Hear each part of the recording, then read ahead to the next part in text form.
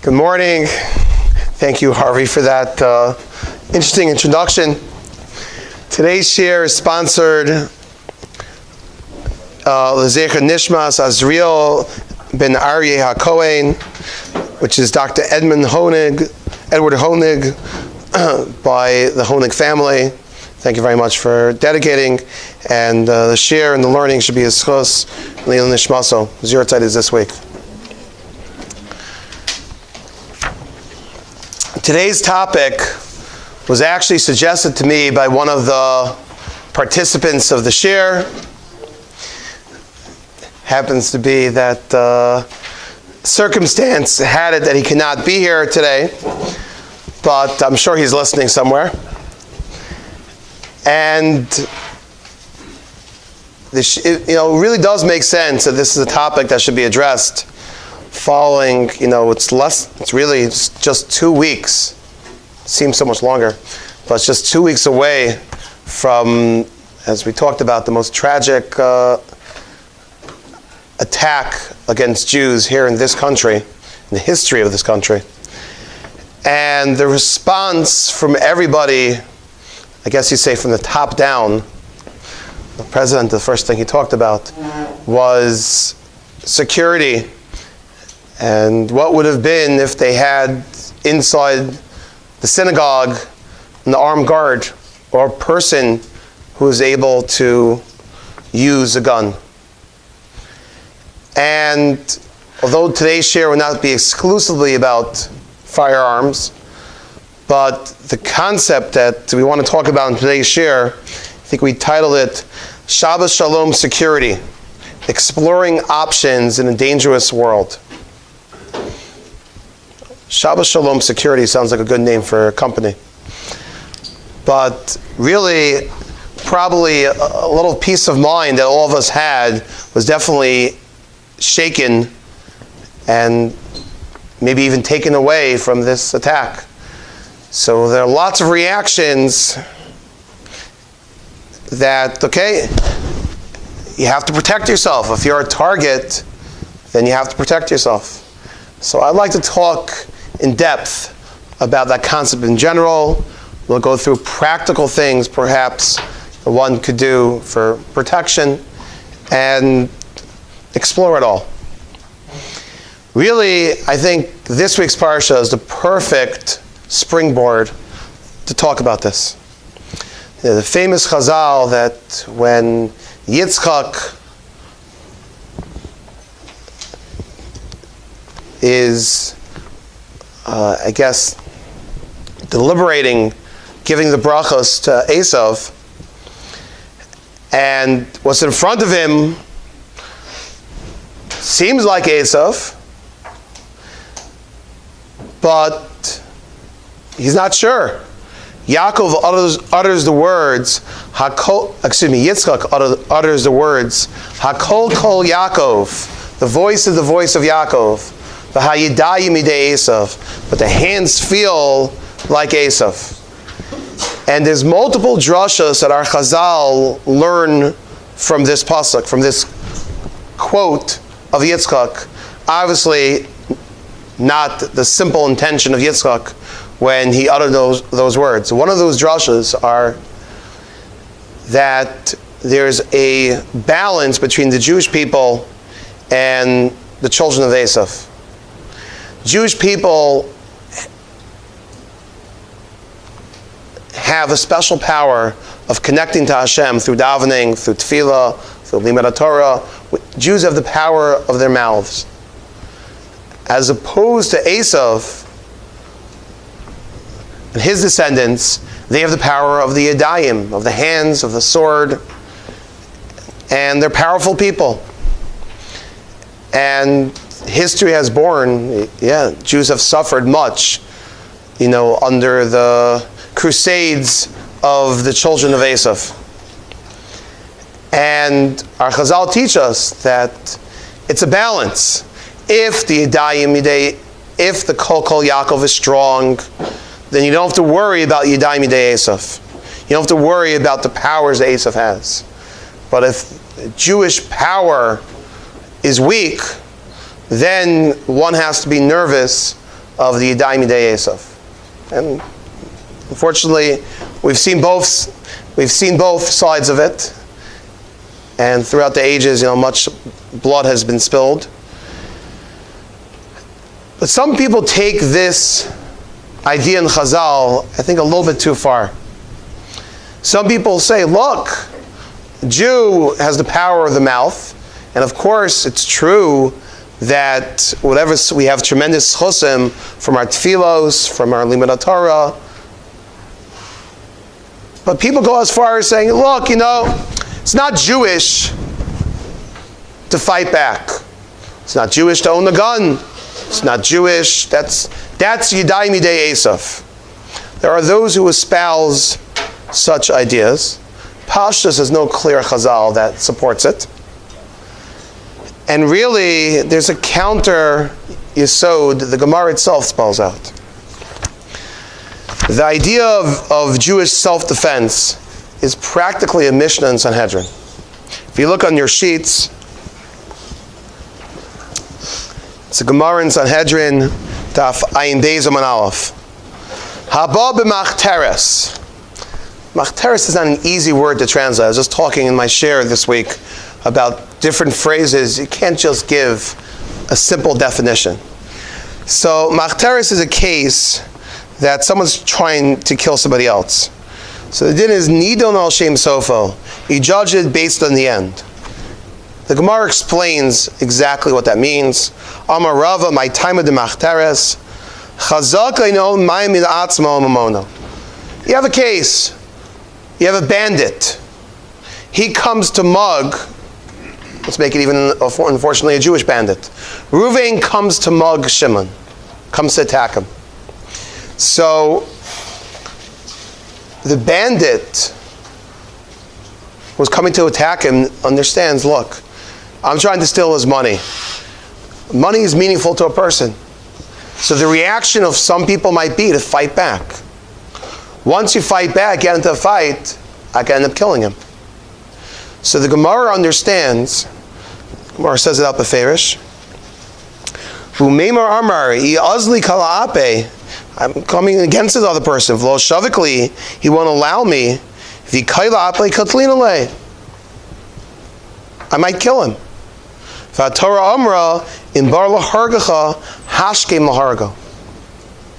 Gemara is spelling out this chain of events. If I go to commit a crime, I go to rob somebody, I know there's a chance I'm going to find resistance. So I, the robber, I, the attacker, in the back of my head know, okay, I better be prepared for a fight. That being so, it means I'm already thinking about, I want to get out of there. No trouble. But there's an option. I might have to fight my way out. The police come. That's it. Right? We're going to have some issues. So, slept. So,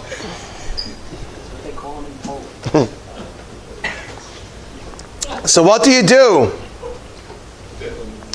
So the mentality of a person involved in such treachery, obviously it might come to killing a person. So the Jewish person who is a potential victim over here, he knows, look, the guy's trying to kill me, he might kill me. I have to fight back. The Torah says, someone's trying to kill you, you do a preemptive strike. The Israeli army uses this quite well. Someone's trying to kill you, 100% Torah sanctioned. This is human nature. The Torah so much considers this an option. The Gemara already plays up and talks about that this mugger, this potential attacker, already has a chiyuv misa on his head. Because he's going to attack the other person is going to fight back. So he's really chayiv misa.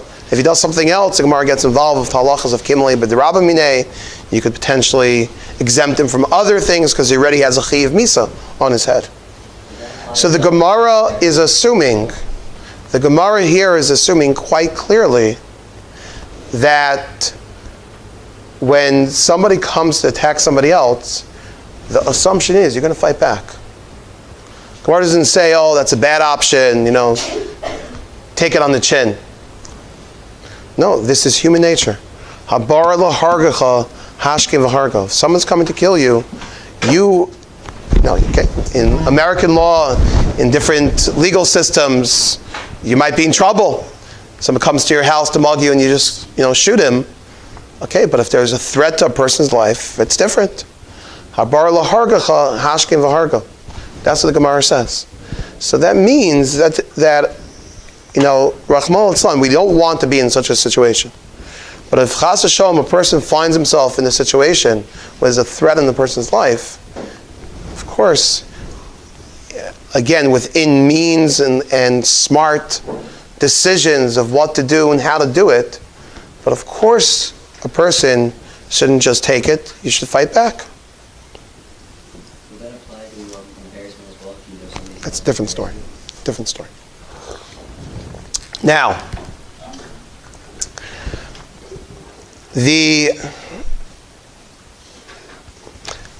I was thinking about this topic in general, and then I was thinking about the response that everyone has to terrorist attacks. And the most common phrase you'll find from leaders, secular, anywhere, after a terrorist attack is, look, we don't want the terrorists to win. We're going to continue to go about our business the same way, obviously with more vigilance, but we're not going to let them dictate how we live our lives. That's the most common refrain you'd find as a response after an attack.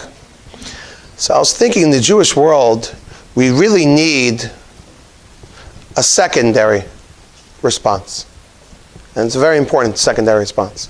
Yes, we're going to continue to live our lives the same way, and we're not going to be threatened by the terrorist. But it's also very important that we don't change our lives al pi halacha just because we're threatened by a terrorist. Meaning that obviously when there's an attack, when there's a threat, people get emotional. There's an emotional response. People are scared. People are frightened. Especially in a situation, something happened to you. And okay, I'm not letting this happen again.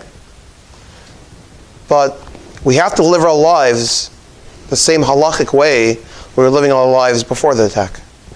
And really, any ideas of what we can do to protect ourselves has to be gauged, has to be measured through halacha. Is this something halachically that's acceptable or not? If we fail to live our lives the same way that we lived before the attack, then we're letting the terrorists win. The terrorists, or in this part, there's always something evil, Yetzer Hara, something involved in the world, but they want us to get off our game. And the same way a Jew lives his life pre the attack, al pi halacha, so really after the attack, it's true. We have to measure everything al pi halacha. And that's why I think it's critical that I talk about this today. Because, we ask shilos to rabbis about chickens, about, we talked about last week, when to say Kaddish, when does Avelos begin. But really these things too are issues that a person has to feel comfortable discussing with their halachic authority and speaking it out. Because everything in life, is governed by halacha. And especially something like this, which potentially, is pikuach nefesh, on the one hand, or chas v'shalom, could be the cause of an unwanted death. On the other hand, is a very serious business. And, the same way that a person, before he gets a gun, and at least in this country, there are laws that you have to go through to get it. Well, their Torah also has laws. And that's something people have to keep in mind with this. That being said, today's share, I don't really want to focus on the halachic right. Is it right or wrong for a person to own a gun? That's not the topic of today's share. really because of the fact it's so nuanced and so difficult. There's so many different scenarios. If you're a retired cop, if you used to be a criminal defense lawyer, if you had bad blood once with a business partner, these are all different scenarios than the average guy who's afraid because he sees on CNN a terrorist attack. That's a little different. And really, when you discuss a shaila of why in my life should I have a gun and not have a gun, is something which every aspect of your personal life, of your whole situation, makes for a different shaila. It's not a black and white answer for every person. It's different. It's nuanced. And that's why I'm not going to talk about the general shaila in halacha, should a Jew own a gun? There are situations, of course, you're living, in Ma'ale Adumim, you're living out there in Israel, right? You better have a gun. We're not talking about that. We're also not talking about, should a person be living in a place? Yeah, there are all these different scenarios in a very, very complicated situation. So today's share, I sort of want to bypass that issue, should a person own a gun or not? I'm assuming when I'm talking about a gun vis-a-vis Shabbos security, we're already past that first stage. That a person asked a shaila, person has his rabbinic license, not just his secular license, to have a gun. And okay, we're working past that. Now I must say, I know of multiple situations of people that don't ask questions when it comes to a gun. The rabbis don't get it. The rabbis know. Right. That's perfect. Shoot first, ask questions later. Yes. Well put.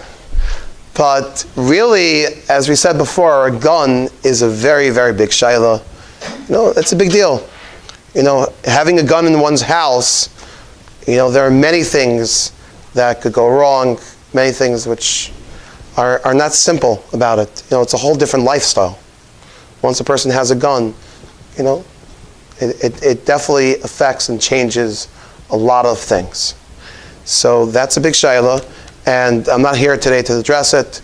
We could talk. I could send it to people that might have the guts, shoulders, or the holsters to paskin such things. But today's share is already assuming that a person has a shaila. Now a person has a gun. Okay. Let's take it forward. Can you carry a gun on Shabbos? Or, as we'll talk about soon. Now, in preparing for this share, I also spoke nice and pretty lengthily with a very chashuv a posek on these topics. And the most basic question I asked him is, here, I spoke to him just on Thursday, and I said, basically within 2 weeks of this, biggest attack in American history against Jews, did anything halachically change that now I should be weighing new factors? Now, kol yama lo pligi, it's pashat. If a person's in a situation of pikuach nefesh, if chas v'shalom, there is an active shooter, then there's no question you use whatever means possible to stop the killer. There's no question about it. No shilas. Your gun, someone else's gun.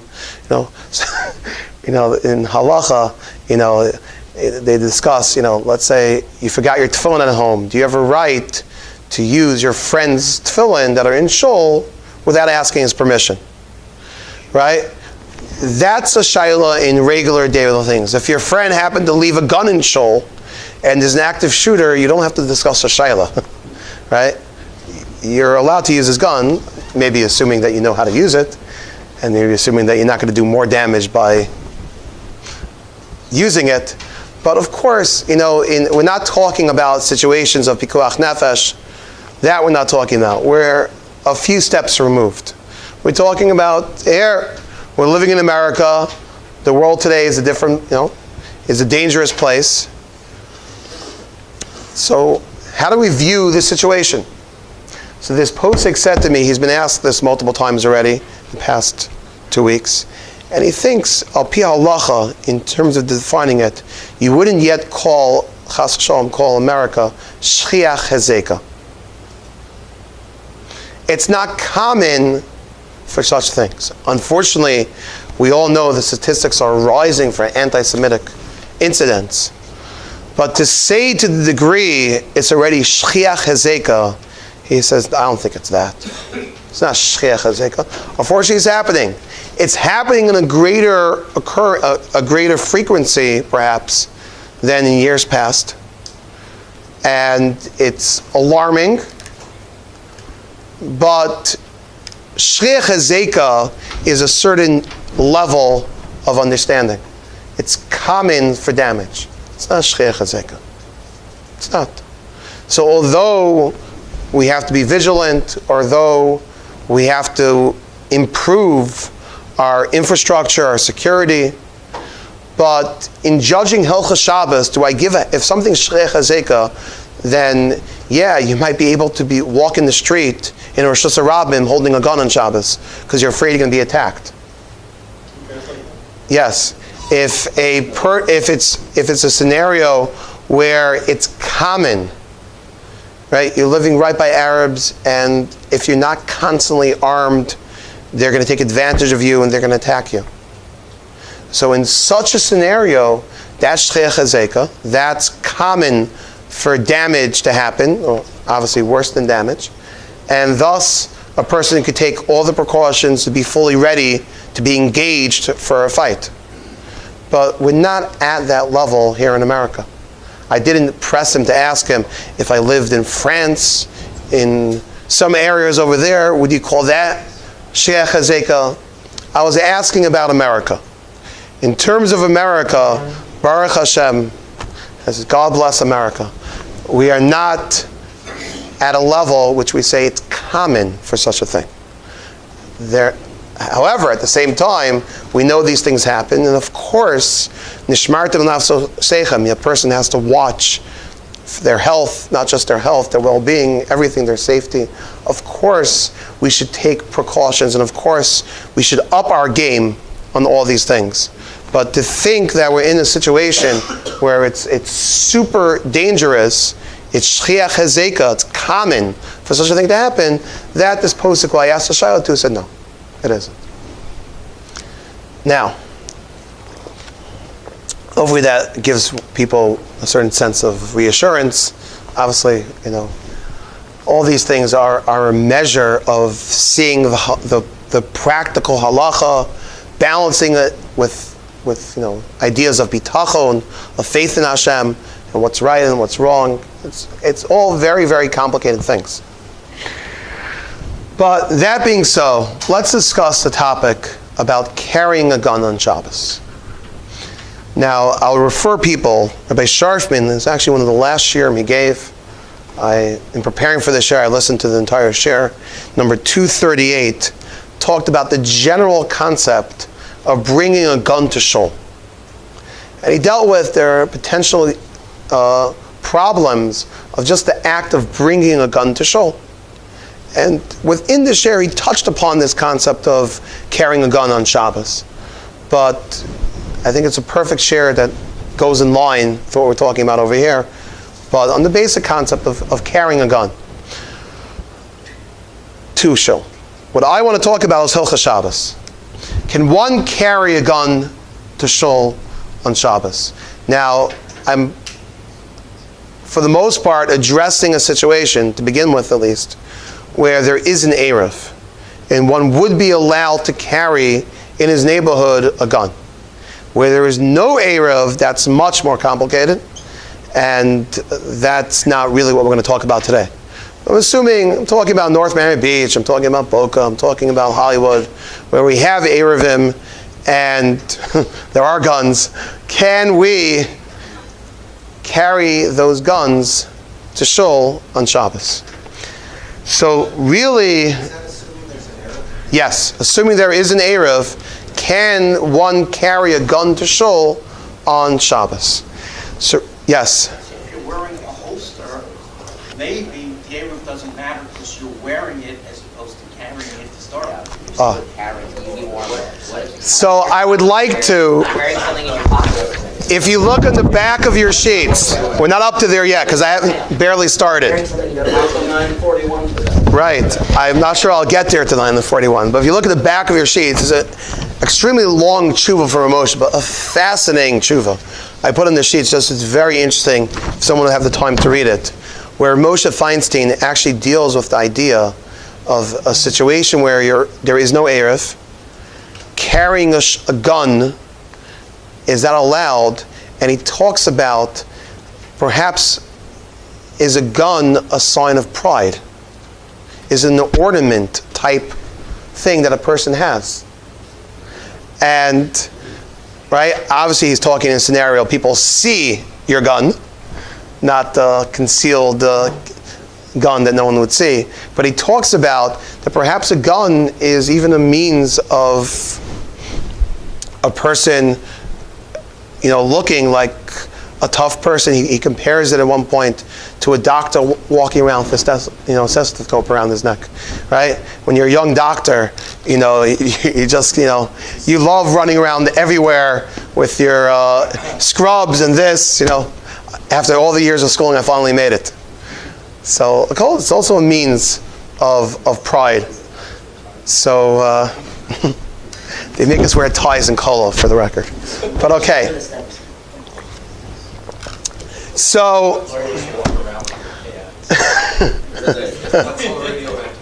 yes, right. This shayla that Moshe discusses is together with the idea of a Hatzalah person carrying his radio on Shabbos, and discussing is that also a badge of pride that they wear. It depends which neighborhood, but okay. So really, the question of a gun forces us to discuss the halachas of muksa on Shabbos. Now, let's go over a basic overview. The din of muksa, for the most part, are takanas, are din d'Rabbanan, which are Chazal, even going way back, made to basically enable us to keep Shabbos better. There are multiple different things they're afraid of. They're afraid of people carrying things into Rosh Hashanah and being over on a serious da'oraisa of carrying on Shabbos. They're afraid in general of people being too involved in their mundane worldly matters on Shabbos. So Chazal basically, the Rabbanim put Isurim of Muksa on many, many objects. Many, many objects are Muksa. And really, those Isurim are pretty serious Isurim. I found, for example, there's a Tosfos in Sukkah, Shalom and Vavam and Beis, that Tosfos comes out, this is not the opinion of everybody, but Tosfos, at least over there, comes out that Muksa is even more Chamer than the regular Isser D'Rabbanan. An Isser Muksa would be even worse than an Isser of Carmelis, or an Isser of carrying in certain scenarios, which is not a Doraisa violation, not a Torah violation of carrying on Shabbos. They made a Din D'Rabbanan. But the Isser Muksa is even more Chamer than that, according to some Shitas. So Muksa is something which is a black and white halacha, which we have to be careful with. It's a Chamer Isser. Now, there are some things which are not Muksa altogether. But most kalim, most objects, fall into different categories. I'm not going to go through all the categories of Muksa today. What I'd like to discuss is primarily two categories. The concept of a kli shemalachto le'isser, an object, a utensil that you use for things which is prohibited on Shabbos, versus a kli shemalachto leheter, an object that you use for things which is permitted on Shabbos. Now, before we define exactly what these cases are, let me go through the halacha. If you look on your sheets, this is Shulchan Aruch Orach Chaim Siman Shin Ches, where you find most of the halachas of muksa on Shabbos. Kli shemalachto le'isser, a utensil that you mainly use for things which is prohibited on Shabbos. Mutter l'taltalo, it would be permitted for you to use it, skipping the parentheses, to move it. Bein l'tzarech gufo, if you're using it for the object itself in a permissible way. You could go on karnom shel zahavim, napachim l'pasei agozim. Right? We'll talk about this in a moment. But you have a hammer. Right? You can't bang in a nail to finish off a project or anything on Shabbos. That would be malacha. Right? You can't finish off your chair or your table banging a hammer on Shabbos. However, you have some walnuts. You want to crack them. You go to your toolbox, you take out a hammer, bang away. That would be permitted on Shabbos.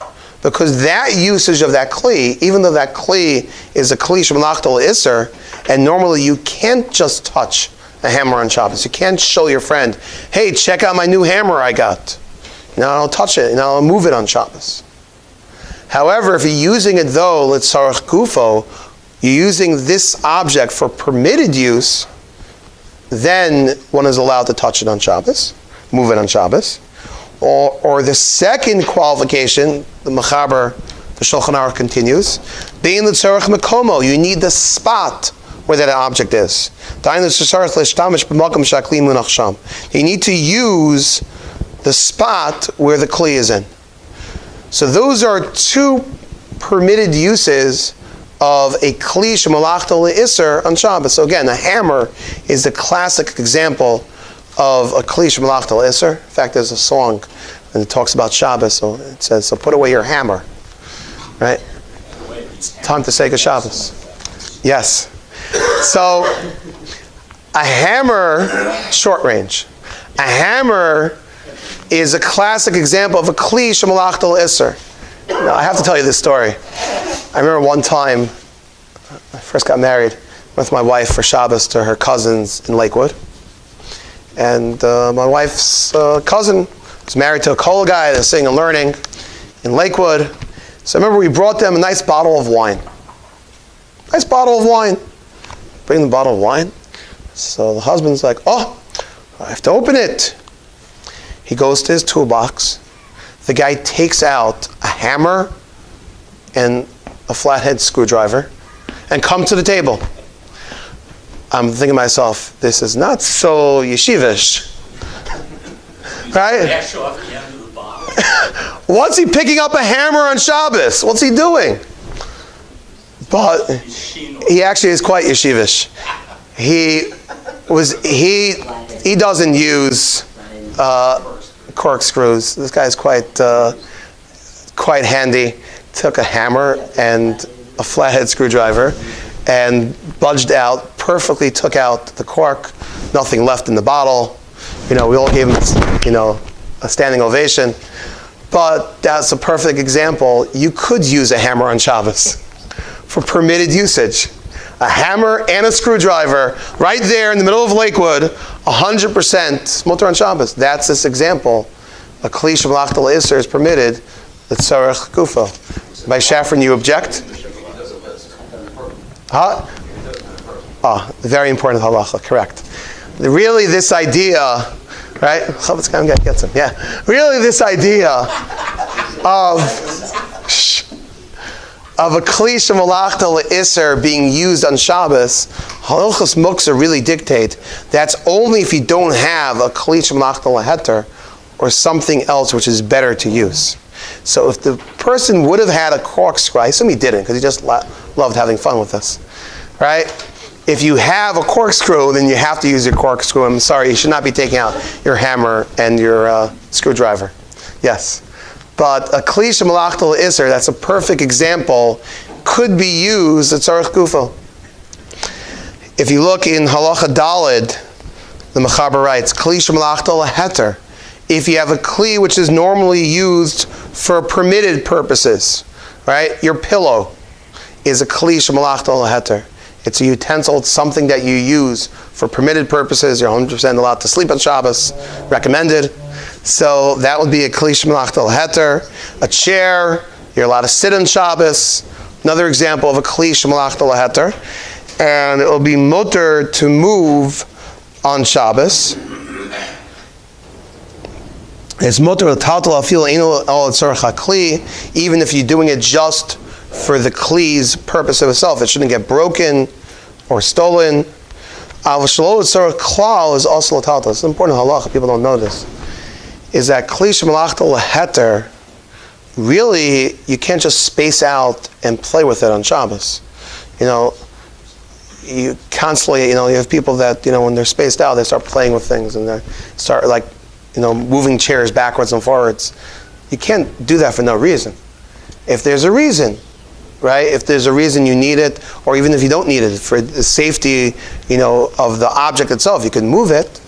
But just to move it for no reason, just because you're bored, unless you want to tell me being bored is a big reason. But that's a kli shemalachta laheter. Now, we have basically two categories of kalim. Kalim which are kli shemalachta l'isser. We also have kalim which are malachta laheter, normally used for permitted usage. Then we have two categories in between. Let's say you have something that is used for both. I equally use this object for things which are mutter and aser. So there, the halacha writes, it's the Mishnah Berurah in Siv Katan Chaf,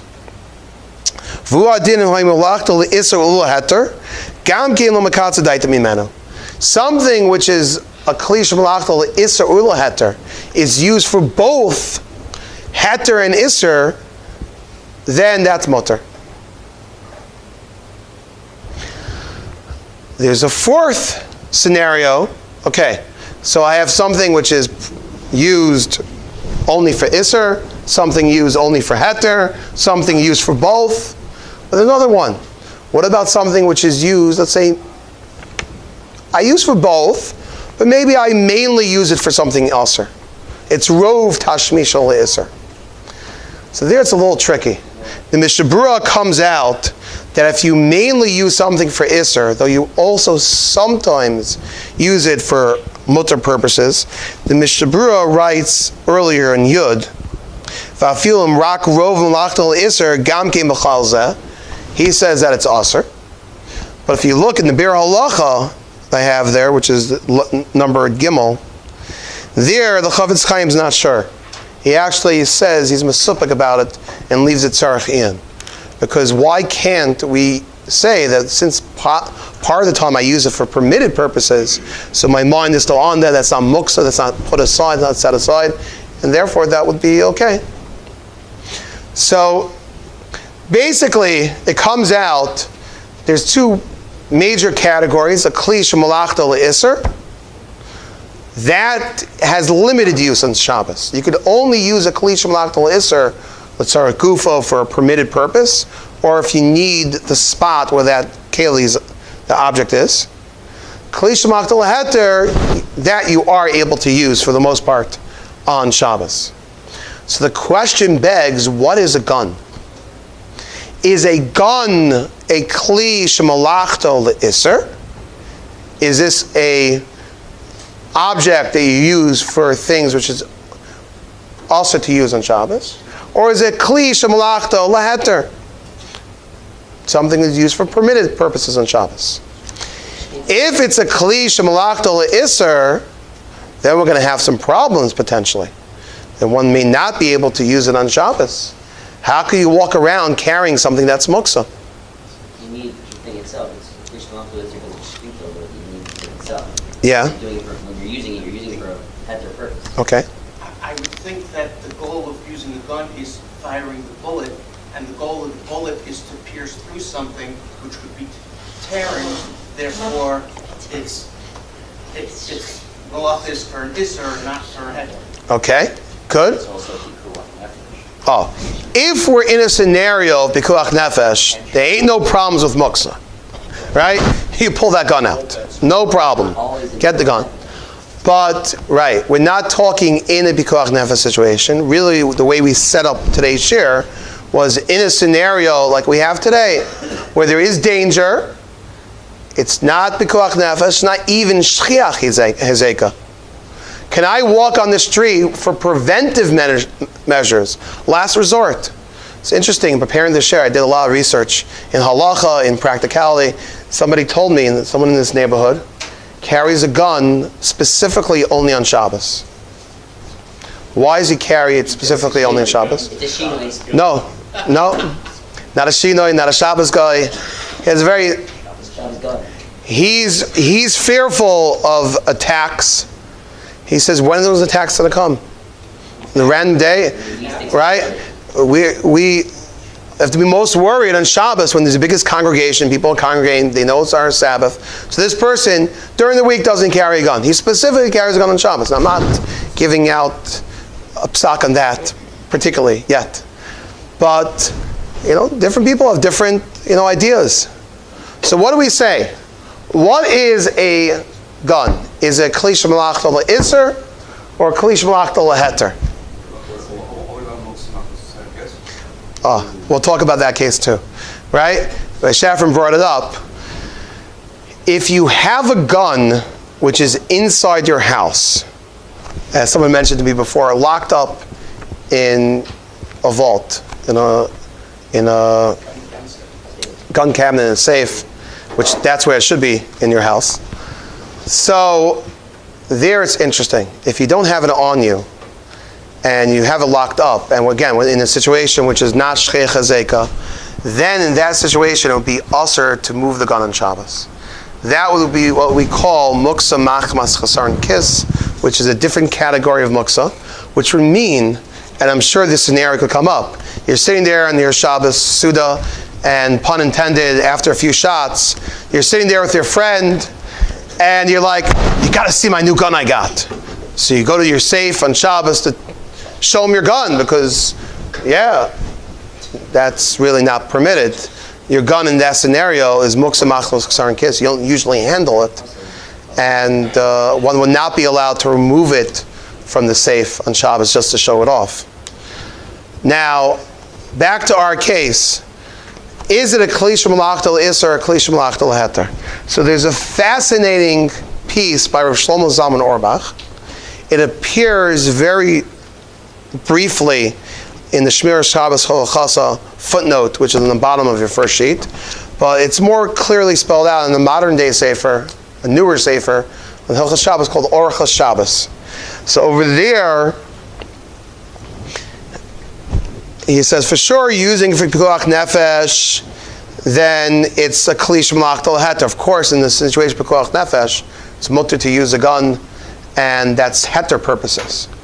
But even in a scenario where pikuach nefesh is not shchiach, which is the way we defined our current state in America. So I left this off the sheets. This is the halacha that he has there in Samach Gimel. He says, Yesh omrim dahavi kli shemalachta le'heter. Where Shlomo Zalman says that's a kli shemalachta le'heter. And if you look at that footnote, Pei Zayin, he explains why. Hagon Shlomo Zalman Auerbach Kosov dahavi kli shemalachta le'heter. That it's a kli of permitted use, and it's brought in the Shmir Shabbos Holachasa. So we'll have to talk about this. We'll see. L'chora af pashtas, this, right? I should spell it out now. Pashtas, this idea is even in America, because he's talking in a scenario where it's not bikuach nefesh shchicha. It's it's totally calm. We're not talking about Israel. Even like a situation which there's no right now chash of pikuach nefesh. L'chora af nemer the yashimish lahisra ina nechshav ikar molachta shel kli. Okay, maybe it's better if I read it, say it outside first. He has an idea, very interesting chap. There's a usage of a gun to intimidate, to scare people. That's mutter on Shabbos. That's not an isser. You could use a gun for bang bang to shoot somebody. But a better usage of a gun is to intimidate people. That intimidation, that deterrent, is a heter. So thus, if Shlomo Zalman wants to argue that a gun is a kli shemalachta leheter, it's a kli, it's an object used for permitted use, and thus it'd be mutter for one to carry it on Shabbos. You're using it to intimidate. Now, of course, that would only mean, according to Rav Shlomo Zalman's psak, that it'll be in a situation where people can see that you're carrying it. If it's, different shuls might have different policies. I don't know. People feel more comfortable, people with guns. I don't know. Yeah. Yes. This automatically would lead to the question of whether or not he's allowed to carry the bullets with the gun, because if he's only showing the gun for status... then So it doesn't- I've heard people talk about this, and it definitely sounds very strange. But people are arguing if Rav Shlomo Zalman's heter is only because to scare people, so then, okay, that's a heter to carry the gun. What about the bullets? Now, You could just carry a BB to gun. me that sounds absurd. And you could just carry Right? a BB gun that's painted black. The shooting in California last week had 4 officers in that facility with their guns. They were off duty, but they were there with Yeah. their guns. Yeah. 4 officers. Yeah, okay. See what happens. You're debating, right, again, I don't want to touch the debate. Does it make sense to carry a gun or not? Are you going to fight back with your gun or not? I'm not talking about that. What I am talking about is assuming it's the right halacha hashkafa to have a gun. Would it be mutter to carry it on Shabbos? So Shlomo Zalman is saying it's a kli shemalachta leheter. And he doesn't distinguish between the gun and the bullets. He doesn't make that distinction. Now, for the record, I found on here was Shmuel Orbach, just passed away last year. Shlomo Zalman's son, himself was a great person, seemingly argued with his father. And his perspective was that no, it's a kli shemalachta le'isser. It's a kli which is primarily used for isser. His father said, you're using it for a gun, using it to intimidate. So he said, no. He says, where's the intimidation from? The intimidation is from the fact that you might fire it and shoot it. So that's part of the whole definition.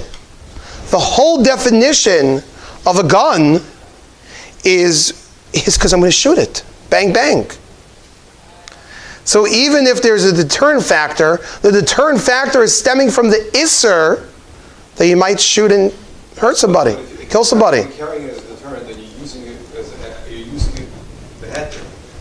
That kufa the user is using is the sarah kufa for heter use. Okay, I hear that argument, but I want to say that argument really with an additional argument. But hold on. We have this machlokas here, practical machlokas, and really it's not just Shmuel Orbach was arguing with his father. There's a Chazon Ish also, seemingly, though I found it in Dirshu's Ha'aros, in the old edition of the Dirshu, and they updated it, and it disappeared. So I don't know who decided to take it down. But it seems like you have a machlokas here between, they call it quote-unquote modern-day poskim. Shlomo Zalman Orbach on one side, his son Rav Shmuel, perhaps the Chazon Ish, on the other side, whether a gun is a kli shemalachta leheter, which would allow you to carry it on Shabbos, or no, is it a kli shemalachta leisser, which really means pashtus, one should not be carrying it on Shabbos. Not so pashtus. And they're both giving svaras. Shlomo Zalman's svara is you're using it as a deterrent. Shmuel Orbach says no, it's used to kill people, it's used to fire. And the deterrent is from the fact that it fires. So that you should categorize that as a kli shemalachta le'isser. I do, though, hear perhaps the argument back of Shlomo Zalman is was suggested that, look, in this situation, I'm using it as a deterrent. And that alone perhaps can make it kli shemalachta leheter. But I think it's even a step further. I do think that the whole essence of a gun, really, in the definition of a gun, law enforcement, anyone who has guns, it's a last resort. You don't want to use it. So the whole idea of intimidation is built into the gun itself. Now, granted that intimidation might come from the fact that you could fire bullets, but that doesn't necessarily make it a kli shemachta l'isser. A gun is made, rov tashmisho, is for the intimidation, is for the protection, not for the usage. So that is, I believe, could be the understanding of Shlomo Zalman why I would say it's mutter. I'll tell you one other interesting thing before we debate this. Even the Chazon Ish, who said, don't shoot me, even the Chazon Ish, who said that it's prohibited in Israel, he gave a very good advice to Israeli soldiers, I guess, or people who carry guns, that, I guess, in a non-pikuach nefesh situation. He said, you could take your gun as long as you take with it tons of nuts. Not to shoot the nuts, to use it as a hammer, a nutcracker. So the Chazon Ish recommended fill your pocket with bullets and the other pocket with egozim. Who knows? The Galil, which predated the Uzi, actually had a bottle opener. Really? On it, and this may be the reason. Wow. Fascinating. That's a fascinating tidbit. That becomes Right? Maybe that was the Chazon Ish's design. Right? The Chazon Ish took his name off the Uzi, But, yes. He was trying to argue, I assume, like, it's not spelled out clearly, but it sounds like he's arguing like a Shmuel Orbach, that it's hard to define it in terms of heter, is for intimidation, because the way you're intimidating is by having an object which could shoot. So that's what we call the Isser, prohibited use of the object. So shouldn't that define the object as an Isser object? Because even the permissible usage is through the Isser side of it. I thought the intimidation made it work. Right, so those are two different opinions. And there is the Shlomo Zalman, who says permitted, I think because he views the essence of guns itself as intimidation. That's part of a gun. Now you say a gun is to fire and shoot. Maybe you intimidate because you're firing and shooting. So how do you define that? Yes. Less than teaser. Okay, we'll get to, we're running out of time. I have so many other things to talk about. Hold on. So, that's all guns. So, halacha l'maisa, it's a machlokas haposkim, whether a gun is kli shemachta l'isser or l'heter, which would be a debatable point if one could carry it on Shabbos in a situation where it's not shchei chazeka, even if there's an erev on Shabbos. Now, other things I'll just quickly go through. Let's say carrying mace or pepper spray. Now, again, those people who know what these objects are and know how to use them, right? Mace and pepper spray probably is more usable if a person would get mugged. Lavdavka, it's really usable in one of these situations, right? One of my kid told me in those situations it's probably better to use a fire extinguisher. Shoot the guy with a fire extinguisher is actually pretty smart. It's a path in this. But mace and pepper spray in a situation where a person might need it, again, if not putting aside Erev issues and stuff, but those things would probably a kli shemachta l'heter and would be allowed to carry on Shabbos. I hear. Money. Some people recommended, a person gets mugged on Shabbos and people don't have money, so they're going to be upset. So maybe a person should carry money on Shabbos as something to give him. That's not so pashut. Posek I spoke to was not ready to give a heter to carry money. Money is 100% muksa on Shabbos. It's worse than a kli shemachta l'isser. I did hear of a situation of a person after they got violently mugged. A posek did give them a heter for a limited amount of time to carry money because they were traumatized by that. But that's a very limited heter in certain circumstances. But pashtas, not so simple to carry money. It would be better to have some watch or jewelry that you're okay with giving away in such a situation. Closed circuit television, right? If you have video cameras watching, so closed circuit television is actually a pretty smart idea. And that's something which, again, obviously is better if a shul had a security guard and someone to be on top of that versus a guy who's walking out of davening for that. But if there's no one else able to do it, it would be permitted for a person to monitor closed circuit television on Shabbos to see, again, in the case where there is, potential for threat, not even shliach hazeka, Posuk said that would be something that's okay to just look at, if that's a means of protection. Finally, carrying cell phones. Pash b'shat, a cell phone is a kli shemalachta l'isser. It's not muktzah machas chasar and kiss because we play with it all the time.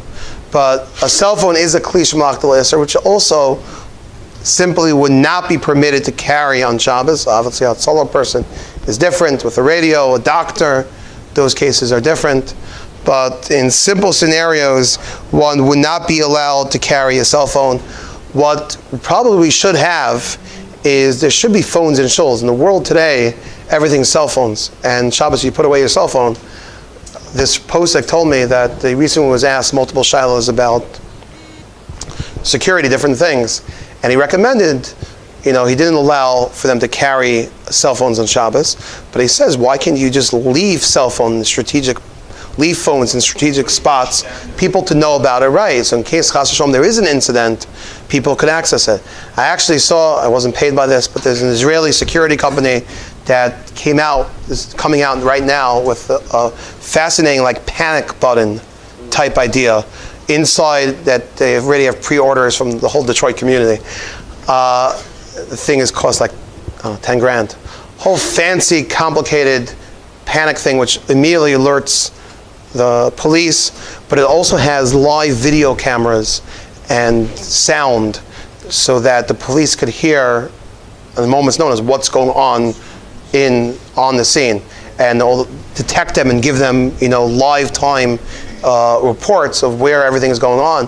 Very smart idea that you just install on the wall, keep in shul a few different spots. So that would be an important thing. Yes.